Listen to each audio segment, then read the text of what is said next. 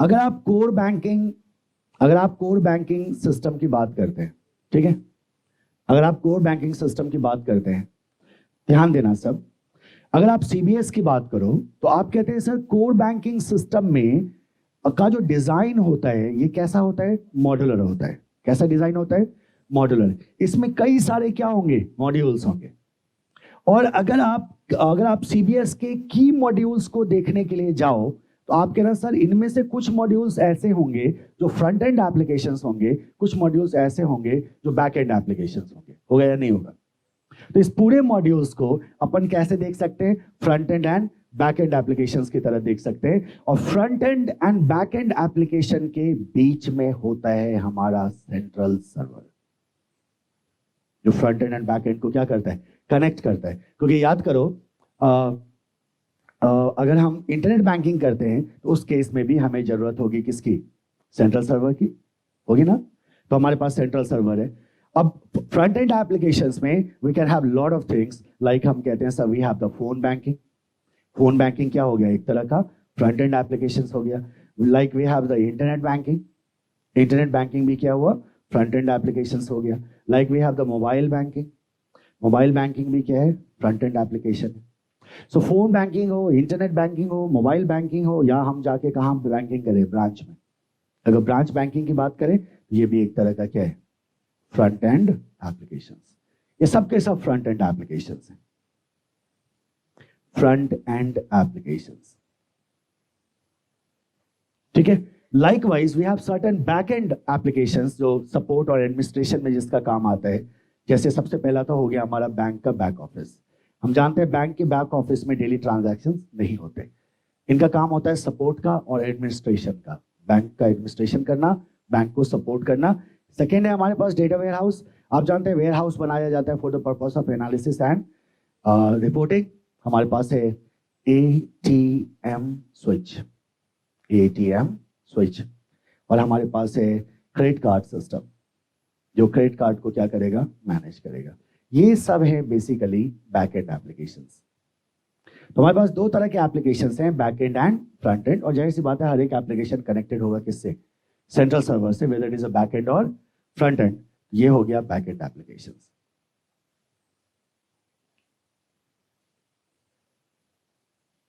और आप जानते हैं बहुत अच्छी तरह से कि यूजर जो है वो कभी भी बैक एंड से डायरेक्टली इंटरैक्ट नहीं करता। स्टार्ट करते हैं फ्रंट एंड एप्लीकेशन से, ठीक है। सबसे पहला है आपका फोन बैंकिंग। सबसे पहला क्या है, फोन बैंकिंग। पता है फोन बैंकिंग क्या होता है?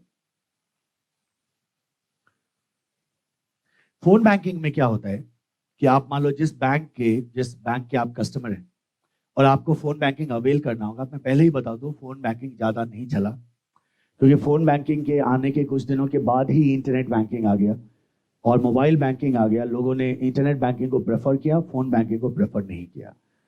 क्यों नहीं किया, आपको रीजन अपने आप समझ में आ जाएगा।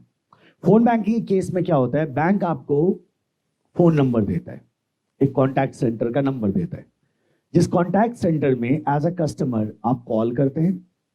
और जब आप कॉल करते हैं तो आपको फोन बैंकिंग आईडी पासवर्ड होता है जो आपको फर्निश करना होगा।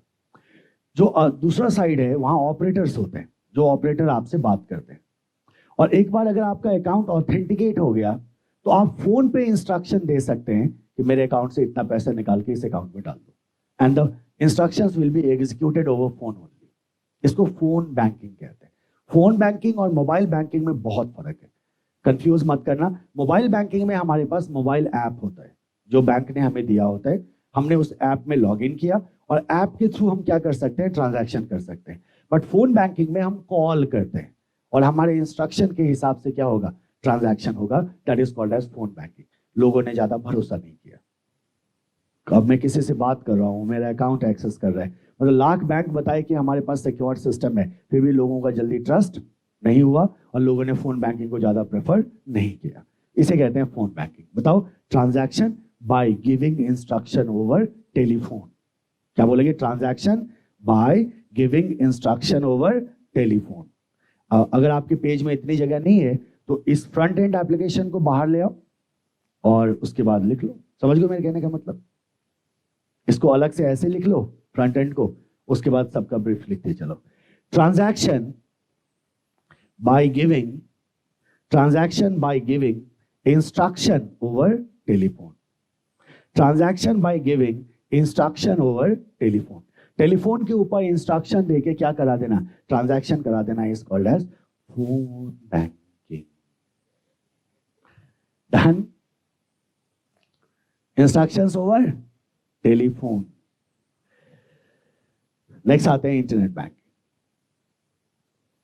प्रोसेसर गर्म नहीं हुआ है ना अभी? अरे अभी कहाँ, हम तो कुछ आज तो कुछ पढ़ ही नहीं रहे. हाँ, कुछ है ही नहीं इस चैप्टर में. 30% खत्म भी हो गया चैप्टर. हाँ, आ जाना सेकेंड इंटरनेट बैंकिंग. कुछ नहीं है, आप लोग अच्छे से इसको समझ लो और आसान क्वेश्चंस आते हैं एग्जामिनेशन में, फटाक से कर दोगे. सेकेंड है इंटरनेट बैंकिंग. क्या आएगा? 2 सर्वर आएगा. ध्यान से सुनना, ऐसे देखो इसको, ऐसे समझो. आप कौन कहाँ है, आप एक्टिवली दिमाग में पिक्चर लेके चलना, क्योंकि आप डेटा सेंटर के अंदर के हालात जानते हो. आप जानते हो ना, लैन वैन अगरम बगरम, तो ये सब आप जानते हैं. ये है मेरा डीबी. कौन सा सर्वर? Database server. ये है मेरा डेटाबेस सर्वर. ठीक है, मैं बैंक गया और बैंक जाने के बाद मेरा अकाउंट था. तो मेरा अकाउंट होना इंटरनेट बैंकिंग होने की गारंटी नहीं है. इंटरनेट बैंकिंग एक प्रोडक्ट है जो आप ले सकते हैं. अगर आपने नहीं लिया तो आपको नहीं दिया जाएगा. तो मैं बैंक गया और बैंक जाके मैंने बैंक वाले को बोला, मैनेजर को बोला कि मुझे इंटरनेट बैंकिंग की फैसिलिटी चाहिए. तो मुझे क्या करता है, एक फॉर्म देता है. उसने मुझे एक फॉर्म दिया और फॉर्म को मैंने फिल किया, सारा डिटेल डाला और फॉर्म मैंने सबमिट किया. मैनेजर इसको क्या करता है, उस फॉर्म को चेक करता है. चेक करने के बाद उसे आप कह सकते हैं अप्रूव करके भेज देता है सेंट्रल ऑफिस. सेंट्रल ऑफिस में फिर हमारे डिटेल को चेक किया जाता है और हमारे नाम का एक इंटरनेट बैंकिंग अकाउंट क्रिएट किया जाता है. तो जब इंटरनेट बैंकिंग अकाउंट क्रिएट किया जाता है तो उस समय क्या होता है, हमारे आईडी एंड पासवर्ड को, ध्यान देना, हमारे आईडी एंड पासवर्ड को, जो भी हमारे आईडी एंड पासवर्ड है उनको डाल दिया जाता है IBCS पे एंड इज स्टोर्ड देयर. बात आई समझ में? तो जैसे ही इंटरनेट बैंकिंग का क्रिएट हुआ वो IBCS में स्टोर करके छोड़ दिया गया. राइट. अब एक और सर्वर है जिसका नाम है IBAS. और इस IBAS पे बैंक वाले क्या करते हैं, बैंक का जो टेक्निकल हेड है या जो अथॉराइज पर्सन है वो क्या करते हैं, इस पे आपके इंटरनेट बैंकिंग एप्लीकेशंस को डाल देते हैं. इस पे डाला हुआ है आपका कौन सा एप्लीकेशन? इंटरनेट बैंकिंग एप्लीकेशन, मतलब सॉफ्टवेयर. वो सॉफ्टवेयर जो सॉफ्टवेयर इंटरनेट बैंकिंग को क्या करेगा, फैसिलिटेट करेगा. तो इंटरनेट बैंकिंग सॉफ्टवेयर चला गया IBAS पे, यूजर का आईडी पासवर्ड चला गया IBCS पे और सारा डेटा अल्टीमेटली जाना किधर है, डेटाबेस सर्वर में. ये कहाँ लगा है आपका दिमाग अब दौड़ रहा होगा. 2 सर्वर चला गया DMZ में, 1 सर्वर चला गया ट्रस्टेड जोन में. ठीक है. अब यूजर आया, कोई इंसान आता है और वो कहता है कि मैं इंटरनेट बैंकिंग है मेरे पास, मैं एक्सेस करना चाहता हूं. तो इसने क्या किया, अपने लैपटॉप में उस पर्टिकुलर बैंक का वेबसाइट का एड्रेस डाला, लेट्स से hsbc.com. और जैसे ही आपने एड्रेस डाला, अब आप कनेक्ट करोगे एक और सर्वर के साथ, जिस सर्वर का नाम है वेब सर्वर. समझते चलना, आप 2 चीजों को डील कर लोगे. एक तो इंटरनेट बैंकिंग का प्रोसेस खत्म हो जाएगा और 3 सर्वर का मतलब समझ में आ जाएगा. ठीक है, वेब सर्वर. और आप जानते हैं वेब सर्वर पे रखा हुआ है बैंक का वेबसाइट. ठीक है. अब ये यहां से वेबसाइट आपके कंप्यूटर में क्या होगा, रिफ्लेक्ट होगा और आपके कंप्यूटर में उस बैंक का वेबसाइट दिखना शुरू हो गया. लेट्स से HDFC.com या कोई भी बैंक क्यों ना हो, ये वेबसाइट दिखना शुरू हो गया. जब आप वेबसाइट पे जाते हैं तो आप देखोगे वेबसाइट पे साइड में एक लॉगिन का ऑप्शन बना होता है. ठीक है, या लिखा रहता है पर्सनल बैंकिंग या इंटरनेट बैंकिंग लॉगिन. आपने उसको क्लिक किया, जैसे ही उसे क्लिक करोगे आपके सामने एक पेज खुलेगा जिस पेज में आईडी एंड पासवर्ड डालने का ऑप्शन होगा. ठीक है. अब अभी तक हम कहाँ हैं, वेब सर्वर पे. अभी तक हम कहाँ हैं, वेब सर्वर पे. तो हमने क्या किया, उस पेज पे गए और अपना आईडी एंड पासवर्ड डाला और आईडी एंड पासवर्ड डाल के हमने एंटर किया. जैसे ही हम एंटर करते हैं हमारा आईडी पासवर्ड जाता है किसके पास, वो आईडी पासवर्ड जो हमने डाला हुआ है वेब सर्वर के ब्राउजर में, और यहां से वेब सर्वर इस रिक्वेस्ट को उठा के भेज देता है किसके पास, IBAS के पास. समझ गए क्या हो रहा है? कौन सा आईडी पासवर्ड गया आईबीएस के पास? जो हमने डाला था, राइट? अब आईबीएस के पास जब मेरा आईडी पासवर्ड गया तो आईबीएस कहता भाई कौन है ये, मैं तो जानता ही नहीं। क्यों नहीं जानता? क्योंकि मेरे पास किसी का भी आईडी पासवर्ड नहीं है।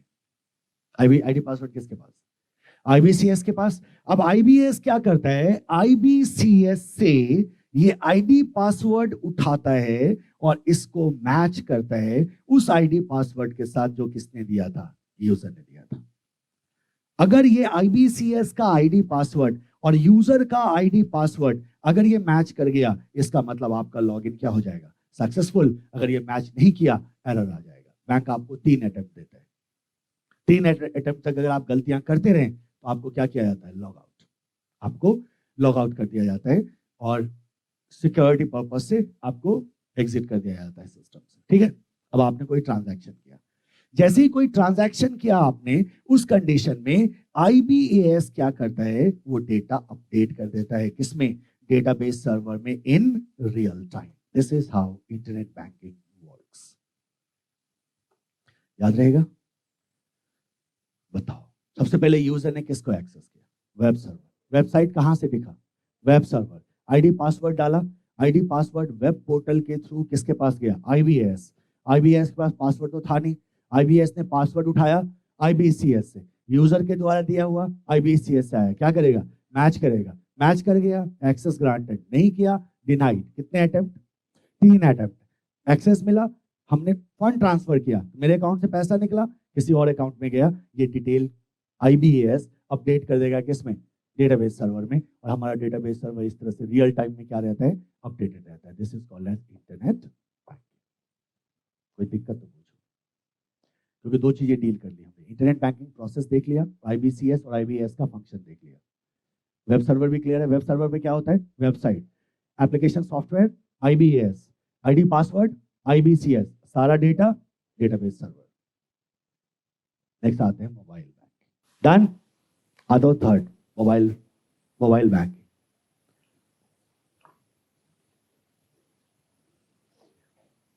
मोबाइल बैंकिंग में यूज होगा स्मार्टफोन का, कंडीशन नंबर 1। और हमें बैंक से मिलता है मोबाइल ऐप। बैंक से क्या मिलता है, मोबाइल ऐप।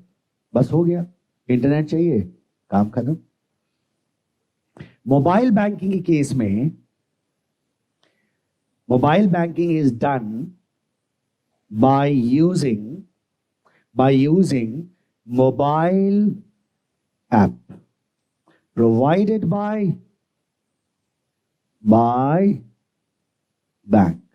बैंक वाला ही मोबाइल ऐप डाउनलोड करना। अगर किसी और का मोबाइल ऐप डाउनलोड कर लिया, वो नकली हो सकता है और फ्रॉड हो जाता है ऐसे में। और लोग करते हैं, फ्रॉडस्टर क्या करते हैं, ऐप बनाते हैं और दिखता है आपके बिल्कुल बैंक के ऐप की तरह। तो हमेशा सोर्स क्या होना चाहिए, वेरीफाइड होना चाहिए।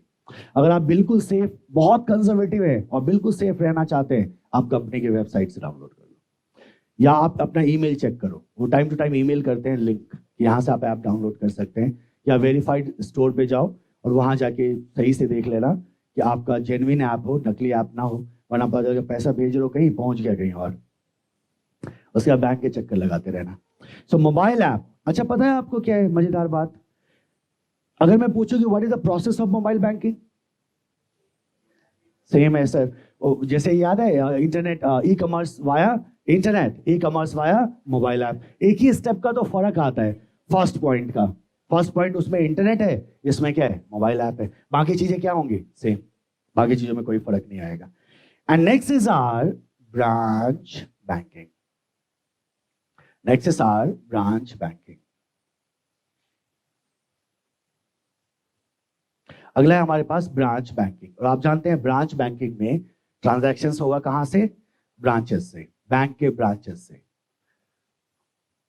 ठीक है, कहां से ट्रांजैक्शन होगा, ब्रांचेस से। And all branches are connected to central server. हमने कहा हमारे पास क्या होता है, हमारे पास होता है सेंट्रल सर्वर, होता है ना। और जितने भी ब्रांचेस हैं हमारे, सारे के सारे ब्रांचेस क्या होंगे, सेंट्रल सर्वर से कनेक्ट हो जाएंगे। और जब कभी भी ब्रांच में ट्रांजैक्शन होगा तो वो कहाँ अपडेट करेगा, सेंट्रल सर्वर में। आपको याद है ब्रांच में हमारे पास कौन सा एप्लीकेशन होता है, क्लाइंट एप्लीकेशंस। और सारे एप्लीकेशन सॉफ्टवेयर कहाँ होते हैं, सेंट्रल सर्वर में, तो ब्रांच में हमारे पास एप्लीकेशन सॉफ्टवेयर नहीं होते। कोई भी एप्लीकेशन सॉफ्टवेयर एक्सेस होगा तो थ्रू इंटरनेट ब्रांच का एम्प्लॉय क्या कर सकता है, एक्सेस कर सकता है। इसे कहते हैं ब्रांच बैंक। तो ब्रांच बैंकिंग में कुछ खास करने को है नहीं, we are done with it. ये है आपका कौन सा एप्लीकेशन, फ्रंट एंड एप्लीकेशन। अब चलेंगे हम बैक एंड एप्लीकेशन पे। फ्रंट एंड क्लियर है सब। बैक एंड में भी हमारे पास कितने हैं, 4। आ जाइए बैक एंड एप्लीकेशन।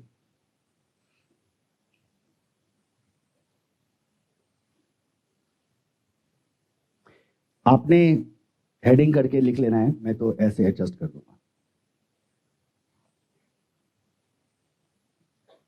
कितने हमारे पास टोटल, 4।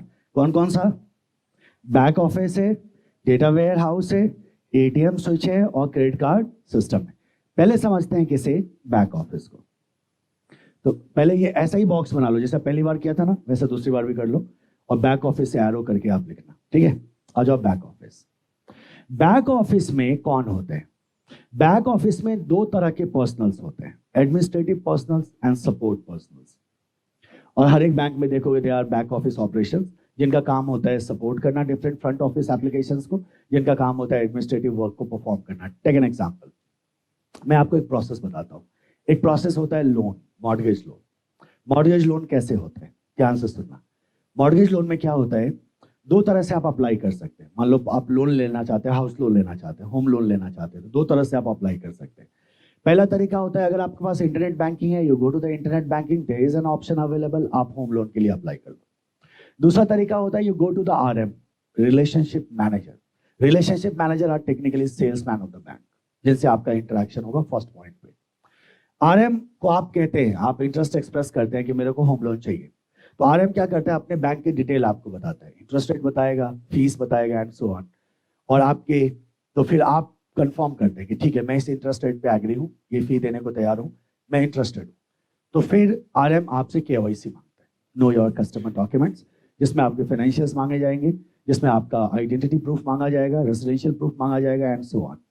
आपने केवाईसी दे दिया। अब देखो क्या होता है, आरएम के पास केवाईसी आया, आरएम के पास जो केवाईसी आया, आरएम ये पूरा का पूरा केवाईसी उठा के बैक ऑफिस को देता है, एंड द बैक ऑफिस में होता है हमारा क्रेडिट टीम। अब ये क्रेडिट टीम जो है, इसका कस्टमर के साथ डायरेक्ट इंटरेक्शन जनरली नहीं होता, किसी किसी केस में हो सकता है। क्रेडिट टीम क्या करता है, आपने जो डॉक्यूमेंट दिया, उन डॉक्यूमेंट के आधार पे आपके क्रेडिट वर्दीनेस को चेक करता है, वेदर यू आर क्रेडिट वर्दी और नॉट। और क्रेडिट वर्दीनेस को चेक करने के बाद वो क्या करता है, कंडीशनल अप्रूवल देता है कि ठीक है बात की जा सकती है इस पर्टिकुलर केस में। और फिर डॉक्यूमेंट चेक होता है, जिसमें आता है legal technical team. Legal technical team का काम क्या होता है, डॉक्यूमेंट चेक करना। तो जरा गौर करो, लीगल टेक्निकल कंप्लीटली क्या हो गया, बैक ऑफिस। क्रेडिट टीम क्या हो गया, बैक ऑफिस। उसके बाद जब आपका लोन अप्रूव होता है तो ऑपरेशनल टीम आता है, जो ऑपरेशन टीम क्या करता है, आपके लोन से रिलेटेड डॉक्यूमेंट तैयार करता है, वो भी क्या हो गया, back office. So back office में सारे support and administration related activities को परफॉर्म किया जाता है, जिसमें सपोर्ट एंड एडमिनिस्ट्रेटिव पर्सनल्स होते हैं। आप हर एक प्रोसेस में, आपको पढ़ना है, आप हर एक प्रोसेस में देखोगे बैक एंड का बहुत बड़ा काम होता है, बैक ऑफिस का। ट्रेजरी में भी आप बैक ऑफिस के बारे में पढ़ोगे। तो बैक ऑफिस ऑपरेशंस में आप कहना, इसमें क्या बोलोगे, support and administrative personals. Support and administration, ये किससे रिलेटेड है, सपोर्ट एंड एडमिनिस्ट्रेटिव पर्सनल्स होते हैं बैक ऑफिस में, जिनका काम होता है आपके बैंकिंग ऑपरेशंस को क्या करना, सपोर्ट करना। ठीक है, ये है आपका बैक ऑफिस। याद रहेगा ये लाइन, क्या बोलोगे, कौन सा personal, support and administrative personals. Second है डेटा वेयर हाउस, वही जो आपने पढ़ा था, कहां पढ़ा था, चैप्टर नंबर 2 में। कितनी तरह से बनता है वेयर हाउस, 2 तरह से। कितनी तरह से बनता है वेयर हाउस, 2 तरह से, टॉप डाउन, बॉटम अप। याद है टॉप डाउन में क्या होता था, पहले वेयर हाउस फिर डेटा मार्ट, और बॉटम अप में पहले डेटा मार्ट फिर वेयर हाउस। यही था डेटा वेयर हाउसिंग। तो हम कहते हैं डेटा वेयर हाउसिंग हम यहां बनाते हैं, क्यों, ताकि हम क्या कर सके, मैनेज कर सके ह्यूज अमाउंट ऑफ डेटा, ताकि हम मैनेज कर सके ह्यूज अमाउंट ऑफ डेटा, ताकि हम क्या कर सके, एनालाइज कर सके डेटा को, analyse data and reporting purposes. So warehouse का काम वही है, और वेयर हाउस में यहाँ कुछ भी टेक्निकल आपको नहीं पढ़ना है, और जो टेक्निकल पढ़ना है तो आप ऑलरेडी पढ़ चुके हैं। तो वेयर हाउस जितना आप जानते हो काफी है, सेम उठा के यहाँ चिपका देना है, that's it. This is your data warehouse. Third है एटीएम स्विच। चलिए मैं अब आपको बताता हूँ कि पिन ना होने के बाद भी ट्रांजैक्शन कैसे होता है ना। इसको जरा ध्यान से समझना। इसमें दो चीजें कवर होंगी, एटीएम स्विच कवर होगा, एटीएम सर्वर कवर होगा, एटीएम ट्रांजैक्शन कवर हो जाएगा। तीन चीजें आपके समझ में आ जाएंगी, ध्यान देना। फिर से देखो क्या हुआ, ये है आपके बैंक का सर्वर, जहां रखा है आपके बैंक का पूरा data, called as database server. ठीक है, डेटाबेस सर्वर में क्या है, सारा का सारा डेटा स्टोर्ड है। इस डेटाबेस सर्वर से स्विच वर्चुअल लैन, स्विच एटीएम सर्वर। बात आ रहा है नहीं समझ में, कैसे कनेक्टेड है, याद है ना, याद है, भूल गए तो हाँ बोल दो ना। नाराज हो क्या, गुस्सा नहीं होना मेरे से, हाँ अच्छा ठीक है, ब्लैकमेल कर रहे हो, आ जाना। एटीएम सर्वर, सो एटीएम सर्वर जो है, ये एटीएम सर्वर कनेक्टेड होता है किससे, डेटाबेस सर्वर से। बार बार हम वीलैन और स्विच क्यों दिखाएं, हमने ऐसे कनेक्ट कर लिया, कनेक्टेड है। So ATM server is connected with the database server. अब जरा समझो, there is something called as ATM switch. तो अभी मैंने आपको स्विच बताया, और स्विच का मतलब मैंने आपको कहा it is a multi port connecting device. जब हमें किसी नेटवर्क को फॉर्म करना होता है तो नेटवर्क के डिवाइसेस को आपस में कनेक्ट करने के लिए हम स्विच का इस्तेमाल करते हैं। जो स्विच आपको मार्केट में मिल जाता है, एक्सटेंशन बोर्ड की तरह होता है, घर में बिजली वाला बोर्ड यूज करते हो ना, ऐसा ही बोर्ड आता है, बट ये इलेक्ट्रॉनिक इसके इक्विपमेंट्स अलग होते हैं, और इससे आप कंप्यूटर को आपस में कनेक्ट कर सकते हैं। बट जब हम एटीएम स्विच की बात करते हैं, it's not just a multiport connecting device, it is a full fledge computer. ये क्या होता है, एक कंप्यूटर होता है, और इट्स लाइक योर सर्वर। जैसा एटीएम सर्वर है ना, वैसा ही स्विच भी होता है। तो यहाँ क्या होता है, हमारे पास क्या होता है, एक एटीएम स्विच लगा होता है। And ATM switch is basically your a complete what computer system. तो ये है मेरा एटीएम स्विच।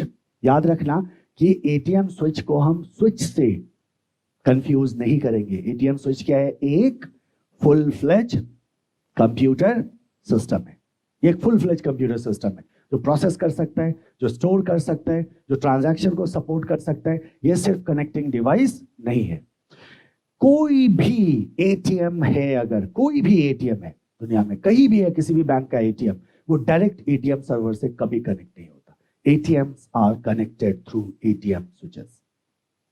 ये किससे कनेक्ट होता है, एटीएम स्विचेस के थ्रू कनेक्ट होता है। तो अगर मान लो मेरा कोई एटीएम है, let's say I have an ATM here, मेरे पास कोई एक कियोस्क है कहीं लक्ष्मी नगर में जिसमें मेरे पास एटीएम है, ठीक है। तो ये जो एटीएम है, this ATM with the help of lease line, याद होगा आपको, is connected to what, ATM switch. ATM switch is connected to ATM server, and ATM server is connected to database server. ये आपका स्ट्रक्चर है, इसको draw करो, working समझाता हूं। डन। अब जरा देखिए काम कैसे होता है। देखो आपको पता होगा कि एटीएम जो फैसिलिटी है, एटीएम फैसिलिटी को यूज करने के लिए, दो आइटम चाहिए, और दोनों में से अगर एक भी आइटम नहीं है तो आप यूज नहीं कर पाओगे। क्या क्या, सबसे पहले हमारे पास एक कार्ड चाहिए, और आप जानते हो इस कार्ड को हम क्या बुलाते हैं, EFT card, electronic fund transfer card, जो क्रेडिट हो सकता है, जो डेबिट हो सकता है। कार्ड के साथ हमारे को चाहिए एक पिन, पर्सनल आइडेंटिफिकेशन नंबर, और जो पिन जो है, और इन दोनों का जो कॉम्बिनेशन है, तभी ट्रांजैक्शन होगा। और इसी में सारा राज छुपा हुआ है, बिना कार्ड के ट्रांजैक्शन नहीं होगा। एटीएम जब भी ट्रांजैक्शन होगा, कार्ड भी चाहिए और पिन भी चाहिए। अब क्या होता है, जरा गौर करो, जब आपने बैंक को बोला, बैंक से कहा, अपने मैनेजर को कहा कि मेरे को एटीएम फैसिलिटी चाहिए, और एटीएम फैसिलिटी चाहिए, डेबिट कार्ड फैसिलिटी चाहिए, तो आपको फिर से फॉर्म भरवाते हैं, और फॉर्म भरवाने के बाद वो फॉर्म चला जाता है सेंट्रल ऑफिस। सेंट्रल ऑफिस में आपके लिए एटीएम फैसिलिटी को क्रिएट किया जाता है, और आपका डिटेल, आपका नाम, आप किस ब्रांच के हैं, और ये सारा डिटेल जो है वो एटीएम सर्वर पे स्टोर कर दिया जाता है, एक्सेप्ट पिन, ठीक है। सिस्टम क्या करता है, ATM server automated pin generate करता है, जो सॉफ्टवेयर जनरेट करेगा, और उस ऑटोमेटेड पिन को पिन मेलर पे भेजा जाता है, वो प्रिंट होता है, पैक होता है, आप तक चला आता है। किसी भी सिस्टम में आपका पिन स्टोर नहीं होता। Instead of pin something else is stored, उसको कहते हैं ऑफसेट वैल्यू। ऑफसेट वैल्यू क्या होता है, देखो, pin minus natural pin is equal to offset value. अब सवाल उठता है, सर ये नेचुरल पिन क्या होता है? तो जब आप कार्ड डालते हैं एटीएम में, ठीक है, आपके कार्ड का एक नंबर होता है, आपके कार्ड का एक नंबर होता है। तो जब आप कार्ड डालते हैं एटीएम में, तो ये जो एटीएम सर्वर है, एटीएम सर्वर के पास ऑफसेट वैल्यू है, ठीक है, पिन नहीं है। आपने कार्ड डाला, आपने पिन डाला, ठीक है, तो सर्वर कैसे चेक करेगा कि आपका पिन सही है या नहीं है? क्योंकि ऑफसेट वैल्यू और पिन अलग अलग चीजें हैं। तो वो क्या करता है, कार्ड का जो नंबर है, उस कार्ड के नंबर को इनक्रिप्ट किया जाता है। सबसे पहला इसका एक मैकेनिज्म है। और इंक्रिप्शन का जो एल्गोरिदम होता है वो दो पार्ट में होता है इनफैक्ट। और आपको पता है कि जो इंक्रिप्शन का एल्गोरिदम होता है, वो एल्गोरिदम डालने के लिए बैंक के दो अलग अलग एम्प्लॉयज आते हैं एटीएम में। तो किसी के पास वो एल्गोरिदम नहीं होता। कोई एक इंसान ऐसा नहीं हो सकता जिसके पास उस एल्गोरिदम का पोजीशन हो। एल्गोरिदम कितने पार्ट में होता है? दो पार्ट में। और दो अलग अलग यूजर क्या करते हैं, लोग क्या करते हैं, कंप्यूटर में एल्गोरिदम डालते हैं। एक बार डल गया वो हमेशा यूज होगा। वो क्या करता है, कार्ड का जो नंबर है, वो कार्ड का नंबर क्या करता है, वो सॉफ्टवेयर पहले इनक्रिप्ट करता है, ठीक है, और इनक्रिप्ट करके उसको डेसिमल में कन्वर्ट कर देता है। इनक्रिप्ट करके किसमें इंक्रिप्शन हुआ, तो किसी और, आपको याद है ना, साइफर टेक्स्ट में कन्वर्ट होगा। साइफर टेक्स्ट में करने के बाद उसका डेसिमलाइजेशन होता है, उसको कन्वर्ट किया जाता है किसमें, डेसिमल में। डेसिमल में जो भी नंबर आया, मान लो 95821345678, मतलब 150 नंबर का स्ट्रिंग आया, उसमें वो क्या करता है, शुरू का 4 नंबर उठाता है। जो शुरू का 4 डिजिट होता है, इसको कहते हैं नेचुरल पिन। इसको क्या कहते हैं, नेचुरल पिन। अब पिन माइनस नेचुरल पिन, जो वैल्यू आता है उसे कहते हैं ऑफसेट वैल्यू। और एटीएम सर्वर पे स्टोर होता है ऑफसेट वैल्यू।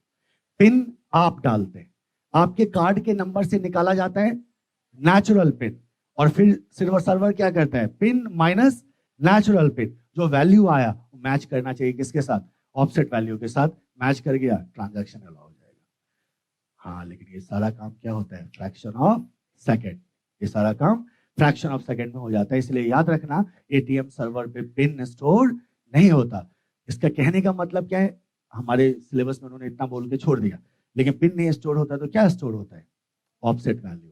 ऑफसेट वैल्यू क्या होता है, pin minus natural pin is offset value, है ना। तो हमने क्या कहा, हमारे पास होता है पिन माइनस नेचुरल पिन, और इसका जो वैल्यू आता है, that value is offset value, and that offset value is on what, server, not the pin.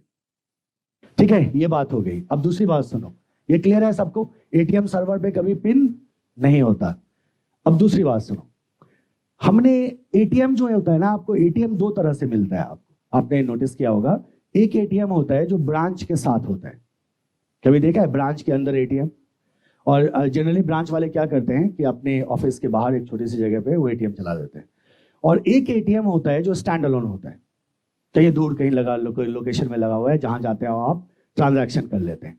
सो दोनों का फंक्शनिंग जो है उसमें थोड़ा सा डिफरेंस होता है, स्टैंड अलोन में और ब्रांच में। मैं ब्रांच वाले की डील कर रहा हूँ क्योंकि हमें वही पढ़ना है, ठीक है। अब देखो ब्रांच के केस में क्या होता है एटीएम। अब हमारे पास क्या है कि हमने एएफटी कार्ड और पिन दिया, एएफटी कार्ड और पिन हमने जैसे किया, information goes to the switch, from switch is goes to ATM server. ATM server ने हमारी ऑथेंटिसिटी को चेक किया और हमें क्या दिया, लॉगिन दिया। फिर हम यहाँ से पेमेंट ट्रांसफर करते हैं, पेमेंट ट्रांसफर की जानकारी एटीएम सर्वर तक जाएगा, और एटीएम सर्वर हमारे डेटाबेस को क्या कर देगा, अपडेट कर देगा। Ultimately data goes into what, database server. तब क्या हो, जब डेटाबेस सर्वर बिजी हो तो क्या होगा, अगर डेटाबेस सर्वर बिजी हुआ, इन दैट सिचुएशन, अगर ये प्रोसेस नहीं कर रहा है, वो वाला पोर्शन छोड़ दो, मान लो डीओबी है, मतलब एंड ऑफ डे है, EOD, end of day activities में सर्वर बिजी है, पीक आवर है सर्वर का, सर्वर बहुत बिजी है, जिसकी वजह से सर्वर प्रोसेसिंग नहीं कर सकता। अगर वो सर्वर प्रोसेसिंग नहीं कर सकता, उस कंडीशन में आपका ट्रांजैक्शन कैसे होगा, here a concept is used, ध्यान से सुनना। क्या होता है, आपके अकाउंट का इंफॉर्मेशन, ठीक है, आपके अकाउंट का इंफॉर्मेशन जो डेटाबेस सर्वर पे था, आपके अकाउंट के इंफॉर्मेशन को भेज दिया जाता है एटीएम स्विच पे, in a file. That file is called as PBF. इसको कहते हैं पॉजिटिव बैलेंस फाइल. क्या बुलाते हैं? Positive balance file. Positive balance file basically आपके अकाउंट का क्या है? ये डिटेल है, आपका अकाउंट में कितना पैसा है एंड एवरीथिंग. ये फाइल कहां चला जाता है? एटीएम स्विच पे चला जाता है. अब ये जो एटीएम स्विच है, ATM switch is containing positive balance file, और यही से स्विच ही क्या करता है? आपके ट्रांजैक्शंस को सपोर्ट करना शुरू कर देता है. डेटाबेस सर्वर चाहिए ही नहीं. ठीक है. अब क्या हुआ कि पीबीएफ पॉजिटिव बैलेंस फाइल, आपने एटीएम से जो भी ट्रांजैक्शन किया, जो भी ट्रांसफर किया, वो अपडेट होता रहेगा किसमें? पीवीएफ में. और जैसे ही सर्वर फ्री हुआ, पीवीएफ सर्वर को क्या कर देता है? अपडेट कर देता है. ये होता है उस एटीएम में जो एटीएम कहां होता है? ब्रांच में. इसे क्या कहते हैं? Positive balance file. Positive balance file में किसका इंफॉर्मेशन होता है? कस्टमर का. कहां चला जाता है पॉजिटिव बैलेंस फाइल? किस सर्वर पे? एटीएम स्विच पे. और एटीएम स्विच से ही एटीएम ट्रांजैक्शन को सपोर्ट किया जाता है. जब डेटाबेस सर्वर फ्री होगा तो एटीएम स्विच से पीबीएफ कहां चला जाएगा? डेटाबेस सर्वर में, और उसको अपडेट कर देगा. इस तरह से हम देखते हैं किसे? एटीएम स्विच को. Credit card system. अब इसमें क्या बताऊं मैं? क्रेडिट कार्ड सिस्टम में आप जानते हैं क्रेडिट कार्ड सिस्टम किसको मैनेज करेगा? क्रेडिट कार्ड को. किसको मैनेज करेगा? क्रेडिट कार्ड को. आ जाना. Credit card management. Credit card management. Credit card system किसको मैनेज करेगा? क्रेडिट कार्ड को. इसे हम कहते हैं क्रेडिट कार्ड मैनेजमेंट. जो भी कस्टमर्स हैं उनका मैनेजमेंट, जो क्रेडिट कार्ड कस्टमर्स हैं. कस्टमर मैनेजमेंट है ना. कस्टमर मैनेजमेंट क्रेडिट कार्ड को इशू करने का भी काम यही करता है, और क्रेडिट कार्ड की अकाउंटिंग भी यही करता है. मतलब जनरल लेजर. जनरल लेजर जो भी ट्रांजैक्शंस वगैरह रिकॉर्ड होगा वो भी यहीं से मैनेज होगा. और कस्टमर इंफॉर्मेशन मैनेजमेंट, कस्टमर का जो भी इंफॉर्मेशन है वो भी यहीं से मैनेज होगा. So that is credit card system. Credit card system किसको मैनेज करता है? क्रेडिट कार्ड को, क्रेडिट कार्ड के कस्टमर्स को, क्रेडिट कार्ड के इंफॉर्मेशन को, जनरल लेजर को, and so on. Done. Last क्या है? खत्म हो गया. 4 ही थे. टोटल कितने हैं? 8. दिस इज योर की मॉड्यूल्स ऑफ सीपीएस. सिंपल है ना? How simple it is. अब एक सवाल है जो आपके दिमाग में हमेशा चलता होगा कि एक बैंक के एटीएम में दूसरे बैंक का कार्ड स्वाइप हो जाता है ना. एक बैंक के एटीएम में दूसरे बैंक का कार्ड स्वाइप हो जाता है. इसमें आपके सवाल का भी जवाब है. ठीक है, देख लेना. अब क्या होता है बेसिकली, हमारे पास हमारा डीसी है, बोले तो डेटा सेंटर. ये मेरा डेटा सेंटर है, और यहां हमारे पास क्या है कि we have something called as ATM switch. क्या है मेरे पास? ATM switch. अब हमारे बैंक का ध्यान देना, हमारे बैंक के जितने भी एटीएम होंगे वो सारे के सारे एटीएम क्या होंगे? किसी न किसी फैशन में कनेक्टेड होंगे. किससे? एटीएम स्विच से. तो अगर मैं कह रहा हूं, मान लो बैंक एक्स, ये एक्स है बैंक एक्स का ATM number 1, ATM number 2, ATM number 3, ये तीनों के तीनों एटीएम क्या होंगे? इस स्विच से कनेक्टेड होंगे. ठीक है. मेरे पास दूसरा बैंक है, बैंक वाई. अब बैंक वाई के भी कई सारे एटीएम है, राइट, है ना. बैंक वाई के भी कई सारे एटीएम है, और बैंक वाई का भी क्या होगा? एटीएम स्विच होगा ना. और बैंक वाई के एटीएम क्या है? इसके एटीएम स्विच से कनेक्टेड है, and this ATM switch is connected with this ATM switch. इसी तरह से चले जाओ बैंक जेड. बैंक जेड जो है, बैंक जेड का भी क्या होगा? एटीएम स्विच होगा. जैसे उसके एटीएम कनेक्टेड होंगे, this ATM switch is connected to this ATM switch. तो सारे एटीएम स्विचेस क्या है? आपस में कनेक्टेड है. और इसीलिए आप किसी भी बैंक का कार्ड लेके कहीं भी, हाँ, बशर्ते उनके बीच में ये पार्टनरशिप हो.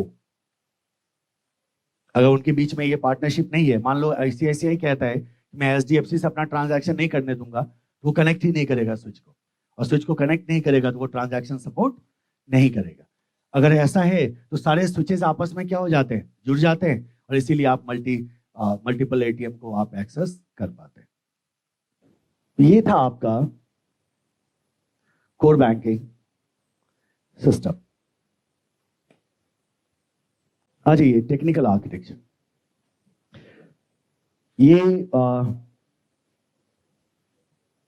आप टेक्निकल आर्किटेक्चर बोलिए या टेक्नोलॉजी कंपोनेंट्स बोलिए, ये डायग्राम किस चीज का है? A customer may use a customer of one bank may use ATM of another bank as well.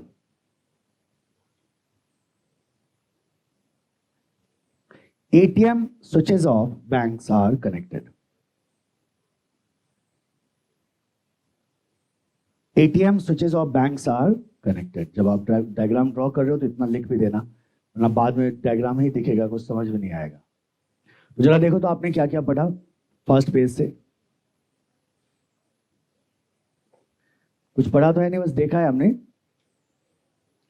Bank क्या होता है? स्टोरेज। और हम किस बैंक की बात कर रहे हैं? फाइनेंशियल बैंक की। और फाइनेंशियल बैंक क्या करते हैं? Acceptance of deposit and granting of advances. और कितने कैरेक्टरिस्टिक्स हैं बैंकिंग प्रोसेस के? 5। पहला कैश, फाइनेंशियल इंस्ट्रूमेंट और ब्रांच, फिर मल्टी पॉइंट ऑथेंटिकेशन और फिर huge number of transaction. Second हमने कहा ग्रोथ क्यों हो रहा है बैंकिंग में? 3 कारण है, technology, IT and internet. Technology, IT and internet. बहुत तरह के बैंक क्या ऑफर करता है? Product and services. बैंकिंग 3 तरह का हो सकता है, होलसेल, रिटेल एंड ट्रेडिंग। और अगर तीनों हो तो यूनिवर्सल बैंकिंग कहते हैं उसको। हमारे पास सीबीएस सॉफ्टवेयर है। कितने सॉफ्टवेयर हैं? 5। पहला क्या था? Finacle, फ्लेक्सक्यूब, फिनवन, बैंकमेट and banks. ये कितने हैं टोटल? 5 सॉफ्टवेयर। फिर हमने ये भी देखा हमारे पास सर्वर होते हैं कितने? 8। कितने सर्वर होते हैं? 8। कौन कौन से? Application server, database server, IBAS, IBCS, proxy server, antivirus server and web server. Total कितने हो गए? 8। हमने उस वेब सर्वर के प्लेसमेंट को भी देखा। फिर आ गए हम सीबीएस के ओवरव्यू पे। और हमने कहा सीबीएस में बहुत सारे एप्लीकेशंस होते हैं, कुछ फ्रंट एंड होते हैं, कुछ बैक एंड होते हैं। फ्रंट एंड में 4, phone banking, internet banking, mobile banking, branch banking. और बैक एंड में भी 4, वेयर हाउस, के बाद back office, ATM switch and credit card system. और ये 4 क्या थे? Back and, right. इस तरह से हमने देखा back and front end applications. और फिर हमने कुछ इधर उधर की बातें करी, एटीएम कैसे काम करता है और इंटरनेट कैसे काम करता है ना। इंटरनेट बैंकिंग प्रोसेस को समझ लिया।